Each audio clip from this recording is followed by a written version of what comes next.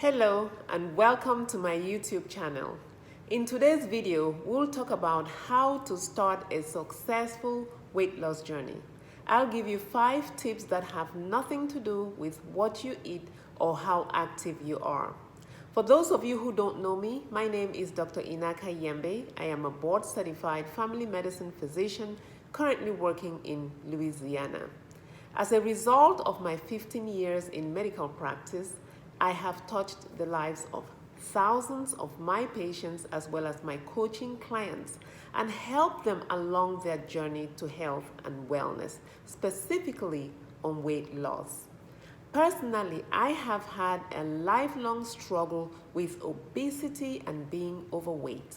I was born at almost 10 pounds and pretty much obese as a child, as a teenager, and on into adulthood.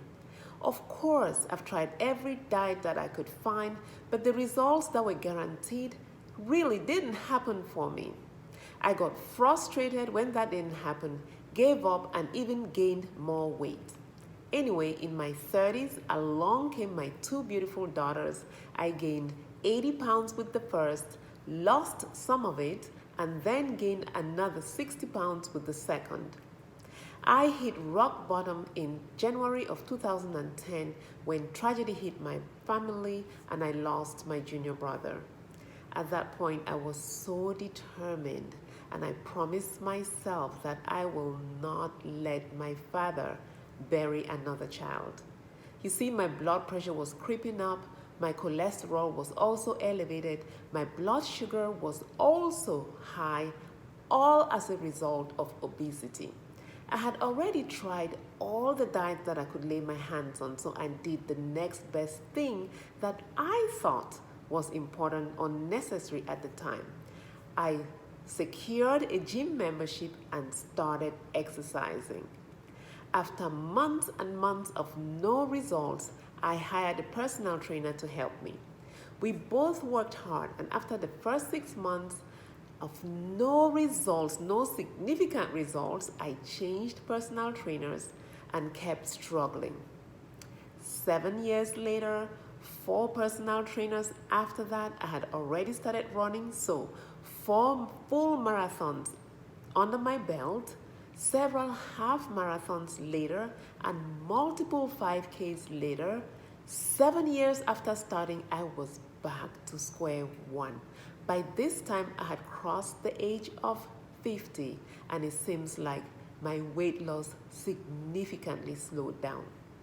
At that point, I changed my plans and I started digging deep into the hows and the whys of weight loss. And then I started to discover that some of the things that I was doing were actually wrong, and there was a lot that I didn't know.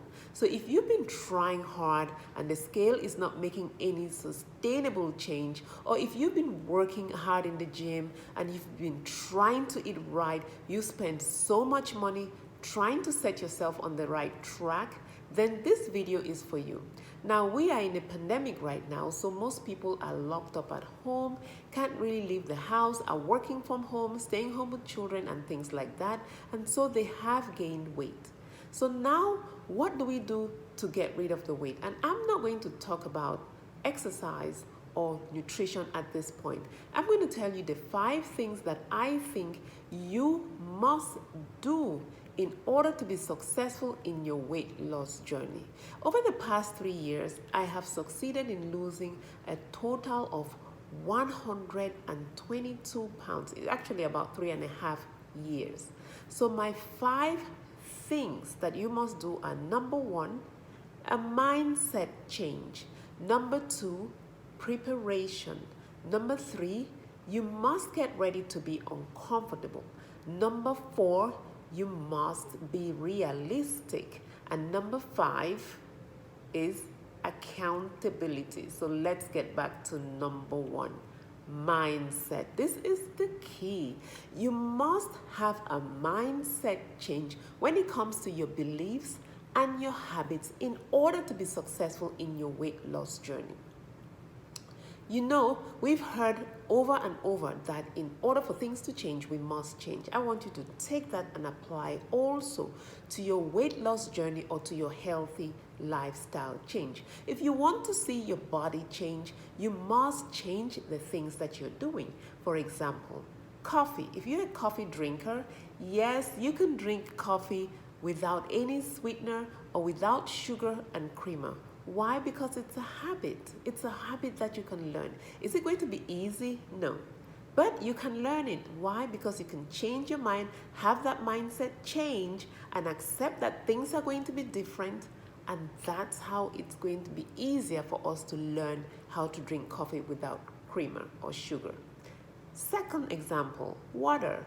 I have a tough time myself just taking a bottle of water and drinking. So what I've found that works for me is I carry a pitcher of ice, full of ice, and to work. And when I get to work, I just pour my water over it, and that helps me drink it. Next thing, mindset change. We need a mindset change when it comes to working out. People say, I have no time for exercising. I'm too busy to work out. I'm traveling all the time. Listen, you've got to choose what's important for you. If it's important, you will have time to exercise. I want to talk about motivation also at this point. Motivation. I get this question all the time. What do I need to do to get motivated to exercise or to eat right? Listen, motivation is not going to help you to exercise. It is not. I don't get motivated to go to the gym all the time. I don't get motivated to start working out at 5 a.m. I am disciplined. I'm pretty good about being disciplined in the things that I want to accomplish. And if I tell myself I'm going to wake up at 5 o'clock, I don't care if I feel like exercising or not. I just wake up and exercise. If I tell myself I'm going to eat this for today in my lunchbox, I have my breakfast, my lunch, my dinner, because I must have dinner before 5 p.m., so I must eat dinner before I get back home. I'm disciplined enough to do that. So let's take motivation, throw that out of the window when it comes to embarking on a healthy lifestyle change. All you need is discipline. So that was number one, mindset change. The second point is preparation. That's the second thing that we must do in order to be successful in a lifestyle change is preparation. And I'm not talking about meal prep. I'm not talking about things like that. I'm talking about preparing yourself mentally, physically, and emotionally for the changes that will come when you embark on that lifestyle change. For example, will you welcome a new baby into your home without preparing your home?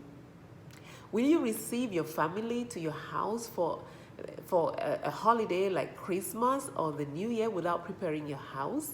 Will you get up and travel from here to there without packing up a bag? So starting a healthy lifestyle change is the same. We must be prepared. Prepare your environment. Clean out the closet. Get the junk food out. Take it out. Take it out of the refrigerator, out of the freezer, so it's not there to tempt you. Get something that you can comfortably work out in. I'm not saying go out and purchase a whole bunch of clothes. No. Look in your closet and see what works for you. Your brain starts getting ready for this change that's about to happen. Think about the emotional pitfalls that you may have, things that may be bothering you. You may want to talk to someone about that, because really our emotions will also govern how we act and we behave around food. You feeling me? Some of us are just really emotional eaters. So we want to really face the truth when it comes to our emotions and get ready emotionally for a healthy lifestyle change. Number 3, get ready to be uncomfortable. I have a few quotes that come here to mind. Number 1, the first quote that comes to mind is, success starts at the end of your comfort zone. And another quote is, losing weight is like wrestling a bear. I mean, you don't give up when you're wrestling a bear, or the bear will take you down. It's the same thing with losing weight. You want to get ready for that battle. Don't give up, otherwise you just put your health to the side.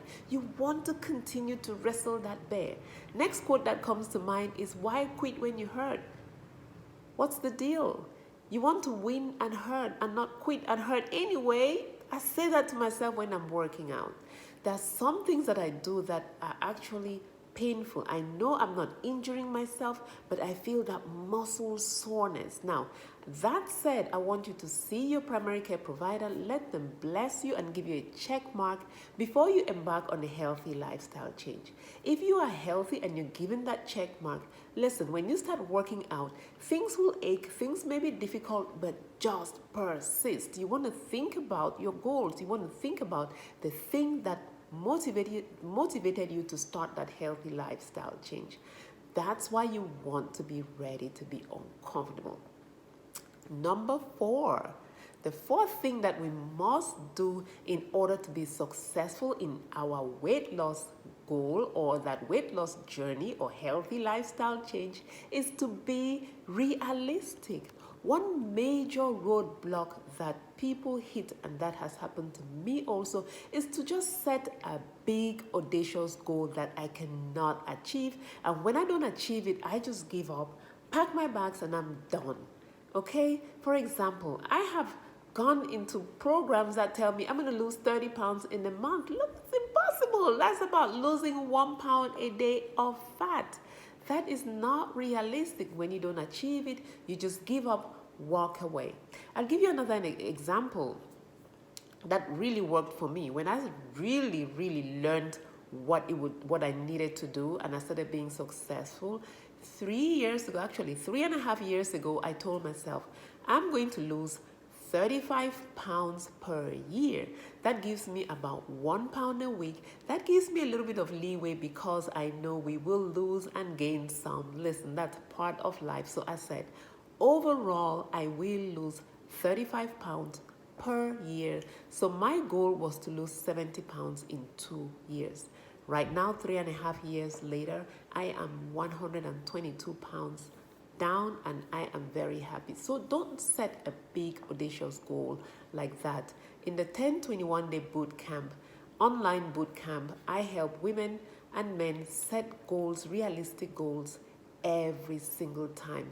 Also in my medical practice, I would say 70 to 75% of my patients are really here for weight loss, but a realistic and healthy weight loss goal is really losing 1 to 2 pounds a week.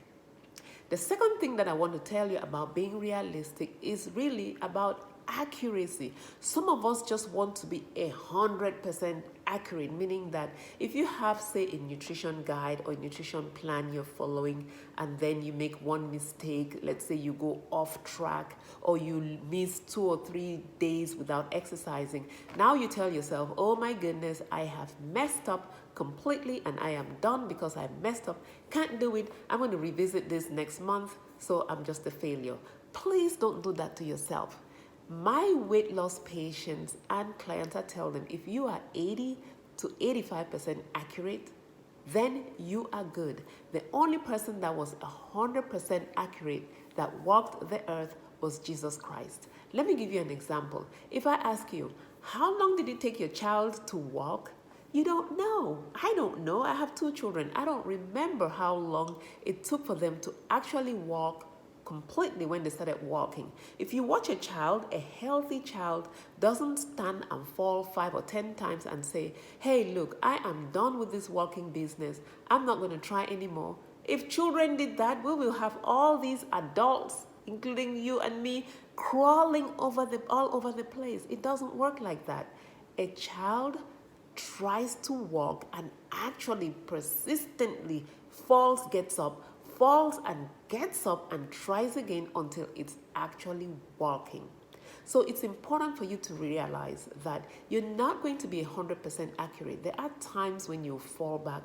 Just gather yourself together and keep going. That's part of life.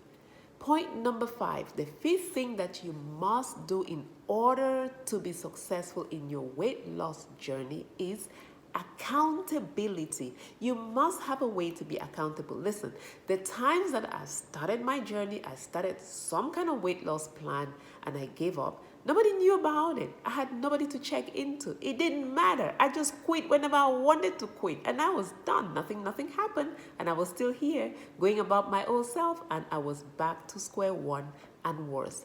Not accountable to anyone. You want to do a few things to track your progress and to be accountable. It's going to help you along, especially during those times that the going gets tough. So the few things that I do for accountability is check your weight. I have met people who do not weigh themselves at all. Of course, you may not know how your weight is changing, so it's important for you to actually weigh yourself so that you can see your progress. Weigh yourself, I would say, average once a week. If you're like me, I weigh myself every single day. That's what works for me. I say, do the things that work for you, that work. If it's not working, change it. If it's working, keep doing it. Number 2 thing that you can do is take your measurements. In boot camp, we take measurements every single week. We weigh every week and take your measurements every week. But realistically, if you had a long journey like mine, I take my measurements every month. May not see those changes in the measurements every single week, but every month, really, you must see a change. Now, every week you can see a change. Small changes, depends on how far along in your journey you are. Everybody is different, but you must track your progress. The third thing that you can do really is to, when I talked about clean out, you also want to clean out the things that become too loose for you. If you change sizes and your dress sizes change also, they keep dropping. For example, I started at a 22, 24. When I got to size 16, I said, hoo-hoo, I'm going to get rid of all these bigger clothes. When I got to size 12, I said, wow, I'm going to get rid of all these other ones. And I got to size 8 and 6 and 10, so I was pretty much around there. I said, okay, this is probably where I'm going to stay. So I keep this. The rest of them are gone. Get rid of those old clothes that don't fit.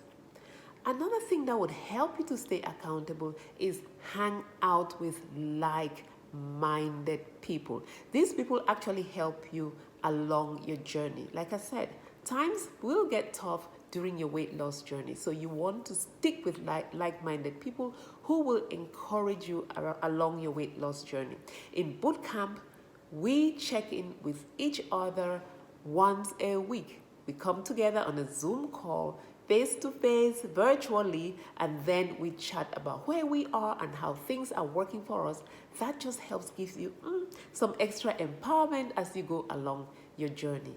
Lastly, hook yourself or link yourself up with a coach that knows the journey, that has a proven track record to help themselves and to help other people successfully in a healthy lifestyle change.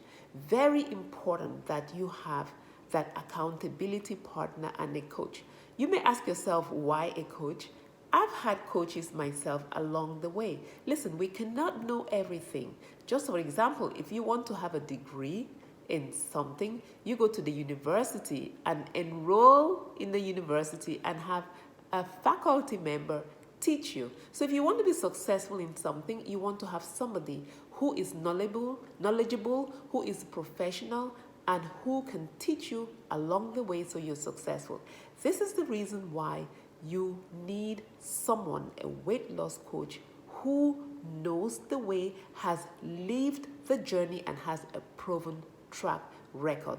So those are my 5 tips that you must do, 5 things that you must do in order to start and be successful in your weight loss journey. Have the correct mindset. Number 2, prepare yourself for the journey. Number 3, get ready to be uncomfortable. Number 4, set realistic goals. And number 5, have some form of accountability. I hope these tips help you along your health and your wellness journey. Listen, if you are interested in hearing more of these tips, I want you to hit the subscribe button bottom of this video. Also hit the notification bell so that every time I put a video out like this, you get a notification. I am on Facebook and Instagram, so you want to follow me there also for my workouts that show up almost every day and several tips that I give almost on a daily basis. Thank you.